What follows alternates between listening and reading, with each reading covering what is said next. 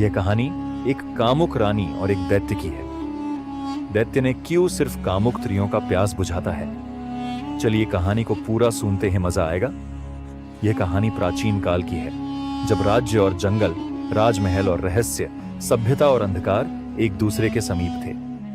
कामवती साम्राज्य की रानी मालिनी अद्वितीय सुंदरता और विलासिता की प्रतीक थी। उसके सौंदर्य के चर्चे सीमाओं के पार तक फैले थे, लेकिन उसकी कामुक इच्छाएं उसकी कमजोरी थी। मालिनी ने बचपन से हर सुख दुख को अपने अनुसार मोड़ना सीखा था।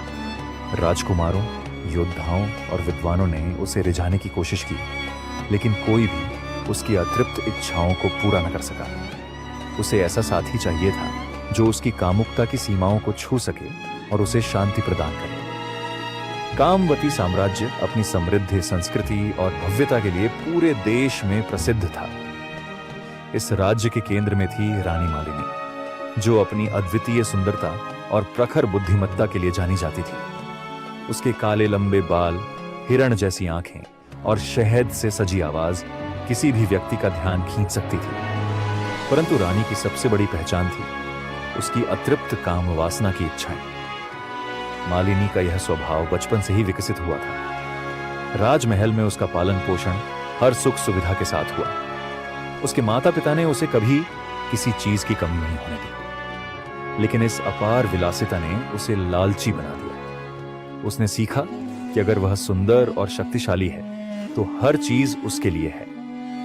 मालिनी के बारे में एक और बात प्रसिद्ध थी, उसकी बुद्धिमत्ता।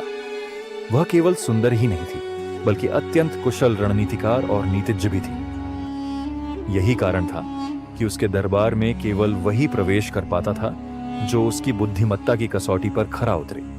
लेकिन उसकी इस विलक्षणता का दूसरा पक्ष था, उसने किसी को भी अपने बराबर नहीं माना।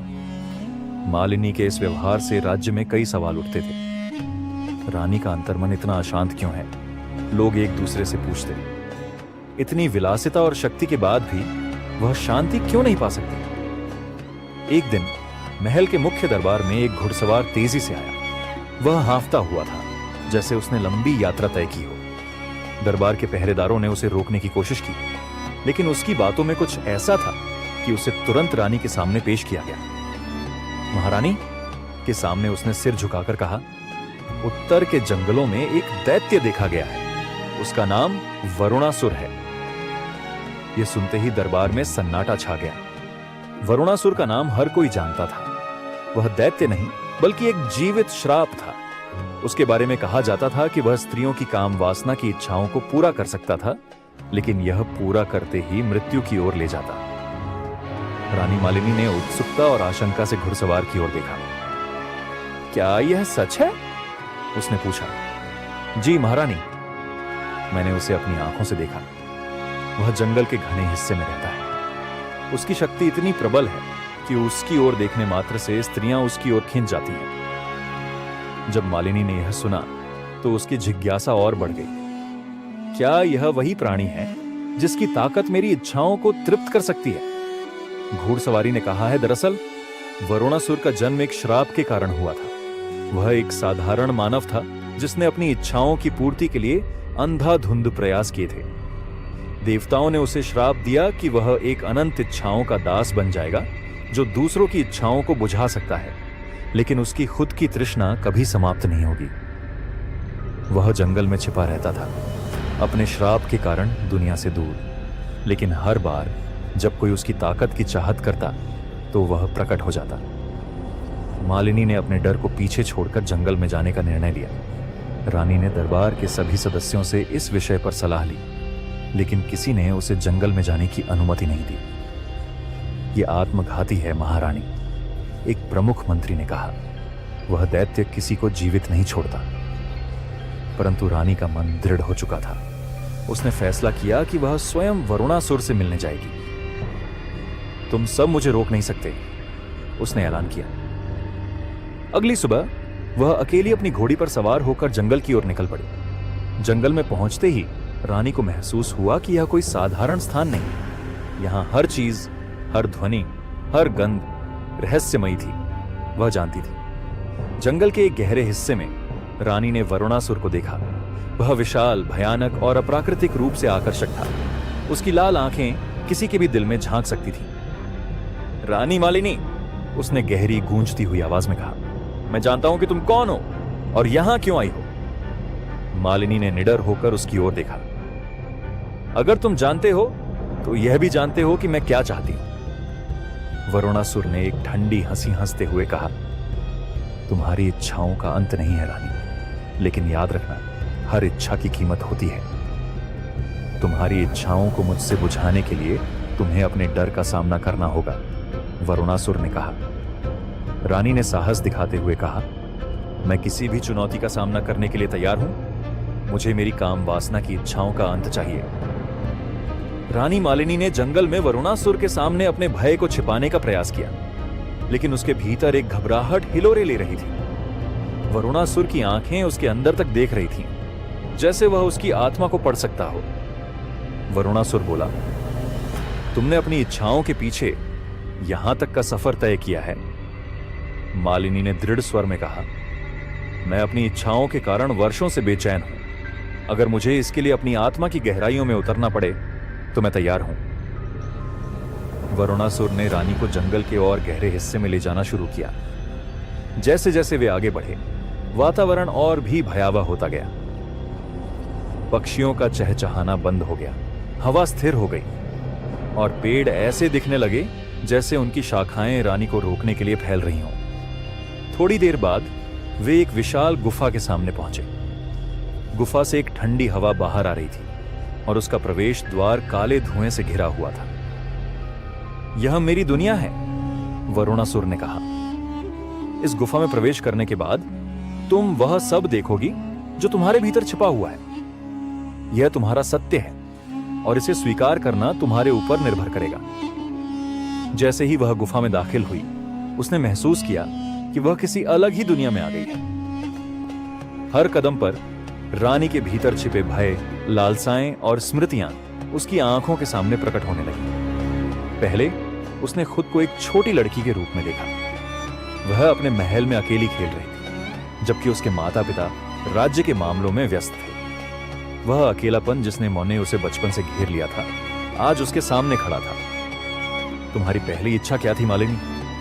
वरुणासुर की आवाज गुफा में गूंजी। मालिनी ने सहमते हुए कहा, मैंने चाहा था कि कोई मुझे इतना प्यार करे कि मैं कभी अकेला महसूस न करूं। वरुणासुर ने कहा, और इस अकेलेपन ने तुम्हारी इच्छाओं को जन्म दिया।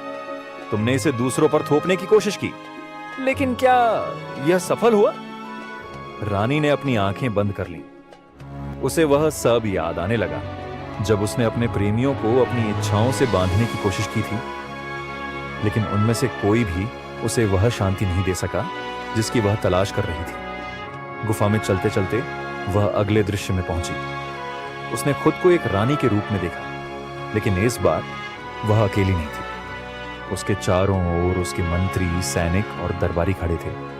वे सब उसे देख रहे थे, लेकिन उनकी आंखों में श्रद्धा नहीं बल्कि डर था। यह तुम्हारा दूसरा सत्य है, वरुणासुर ने कहा। तुमने अपनी शक्ति का इस्तेमाल दूसरों को नियंत्रित करने के लिए किया। तुम्हारी इच्छाएं तुम्हें इतना कमजोर बना चुकी थीं कि तुमने दूसरों के भय को अपना हथियार बना लिया। मालिनी ने सिर झुका लिया। उसे एहसास हो रहा था कि उसकी इच्छाओं ने न केवल उसे बल्कि उसके आसपास के लोगों को भी दुख पहुंचाया है। क्या तुम इसे स्वीकार करती हो? वरुणासुर ने पूछा। हां, मालिनी ने धीमी आवाज में कहा। मैंने दूसरों को अपने स्वार्थ के लिए इस्तेमाल किया। यह तुम हो मालिनी, वरुणासुर ने कहा। तुम्हारी इच्छाओं ने तुम्हें इस रूप में बदल दिया है। वरुणासुर ने अब अपनी अलौकिक शक्ति का प्रदर्शन करना शुरू किया। उसने रानी की सबसे गहरी इच्छाओं को प्रकट किया और उन्हें पूरा किया। लेकिन हर बार मालिनी को महसूस हुआ कि यह संतोष अस्थायी है। तुम्हारी इच्छाएं एक अंतहीन समुद्र की तरह है, वरुणासुर ने कहा। उन्हें केवल तुम्हारी आत्मा का संतोष समाप्त कर सकता है। मालिनी को धीरे धीरे यह समझ आने लगा कि उसकी अतृप्त इच्छाओं का अंत उसके भीतर ही छिपा हुआ है। रानी मालिनी दर्पण के सामने खड़ी थी। उसके प्रतिबिंब ने उसे वह सब दिखाया जो उसने खुद से छुपा रखा था। लेकिन अब वह इससे भागने की बजाय इसका सामना करने को तैयार थी। मुझे अपनी इच्छाओं और उनके परिणामों को समझने का मौका दो, मालिनी ने दृढ़ता से कहा।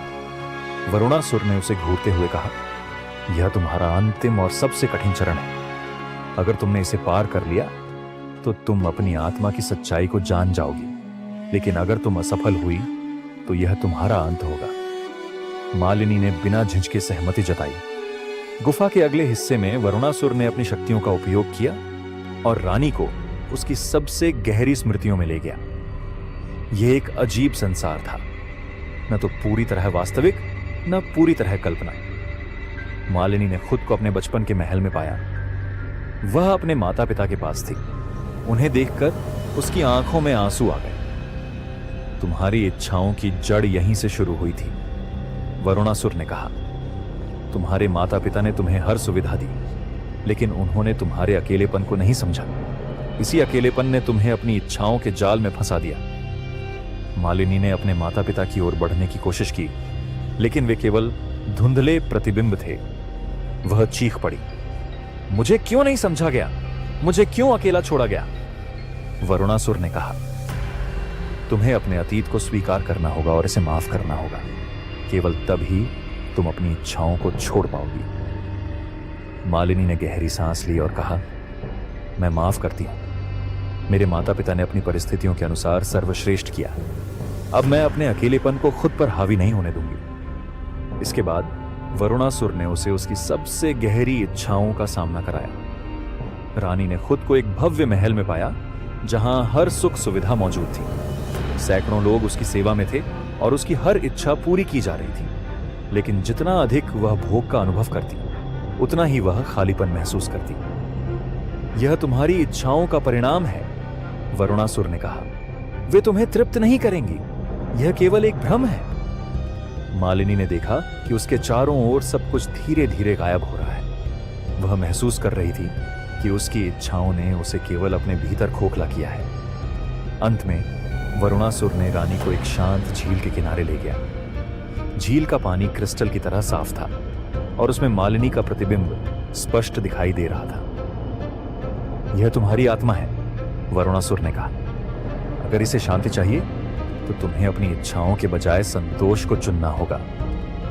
मालिनी झील के पास बैठ गई। उसने अपनी आंखें बंद की और पहली बार अपने भीतर के शोर को शांत करने की कोशिश की। उसने महसूस किया कि शांति बाहरी भोग विलास में नहीं, बल्कि आत्म स्वीकृति और आत्मज्ञान में है। जब मालिनी ने अपनी आंखें खोली तो वरुणासुर के चेहरे पर एक हल्की मुस्कान थी। मालिनी ने कहा, तुम्हारा श्राप भी समाप्त हो सकता है वरुणासुर, अगर तुम अपनी इच्छाओं के चक्र को तोड़ने का साहस कर सको। वरुणासुर ने गहरी सांस ली। हो सकता है, लेकिन मुझे अभी और सीखने की आवश्यकता है। तुम्हारा रास्ता अब साफ है। जाओ और अपनी प्रजा के लिए एक सशक्त रानी बनो। मालिनी महल लौटी, लेकिन वह अब पहले जैसी नहीं थी। उसने अपनी प्रजा के कल्याण और राज्य की समृद्धि को अपनी प्राथमिकता बना लिया। उसने आत्मज्ञान के महत्व को समझा और अपनी इच्छाओं को नियंत्रित करना सीख लिया। कामवती साम्राज्य में एक नई सुबह हुई। रानी मालिनी न केवल एक महान शासक बनी, बल्कि एक प्रेरणा भी, जिसने दिखाया कि आत्मा की शांति ही असली विजय है। यह कहानी हमें यह याद दिलाती है कि सच्चा सुख भीतर से आता है, न कि बाहरी भोग विलास से।